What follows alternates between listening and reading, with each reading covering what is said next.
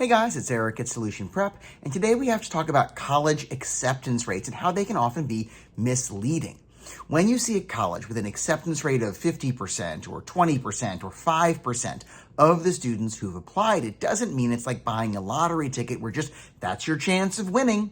Obviously, you have to be qualified, and you have to be not just among the top 50 or 20 or 5% of students in the nation or in your high school, but of the students who are applying to this college, who think they can get into this college. That's the kind of percent you need to be in. And very often when we see the acceptance rates for colleges, they are a big composite of a lot of different data. So a few things you need to consider. First of all, if it's a public college, very often they're combining the in-state acceptance rate, which may be higher, with the out-of-state acceptance rate, which may be lower. And especially for big flagship public universities that may have a priority toward their in-staters, may have a legal requirement to accept a certain percent of their students from in-state, or may just have, if you're in the top X percent of your graduating high school class, you're guaranteed in if you want. And then they're averaging all of that in with what may be an out-of-state Ivy level competition for the rest of the students.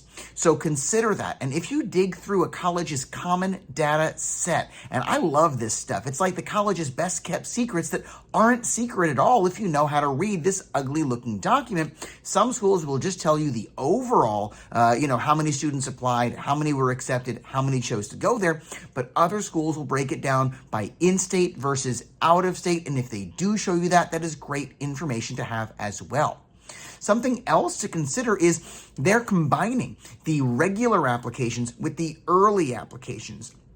And for schools that offer early decision, which is a binding early commitment, you can find in the common data set how many students applied early decision and how many were accepted. And you can see that number may be much higher than the regular acceptance rate.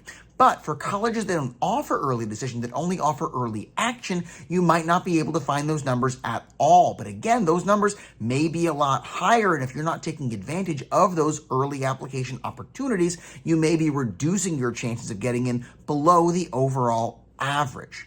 One more thing that, there's no way to really look at in the common data set or to understand about an acceptance rate is you don't know who's being accepted based on they're a legacy student, they have, family who works at the university, they're being recruited by a coach, maybe they'll be a first generation college student, any of those very common hooks we've talked about before.